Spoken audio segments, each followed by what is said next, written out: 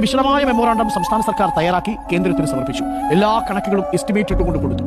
ആ കണക്ക് കൊടുത്ത് ഈ ദുരന്തം കഴിഞ്ഞ് 2 മാസമായിട്ടും ഒരു നയ പൈസ പ്രധാനമന്ത്രിയുടെ കെയർ ഫണ്ടിൽ നിന്നോ ഈ ദുരന്ത നിവാരണ പ്രതികരണ ഫണ്ടിൽ നിന്നോ കേരള സംസ്ഥാനത്തിന് കിട്ടിയിട്ടില്ല എന്നാണ് ഇന്ന് ഹൈക്കോടതി അറിയിച്ചിരിക്കുന്നത്. ഹൈക്കോടതി പറഞ്ഞൊരു വാചകമുണ്ട്: ദുരിതാശ്വാസത്തിന് വേണ്ടി ദുരന്തബാധിതരായ മനുഷ്യർ അധികൃതർക്ക് പിന്നാലെ നടക്കേണ്ട ഒരു സാഹചര്യം ഉണ്ടാക്കരുത് എന്നാണ്.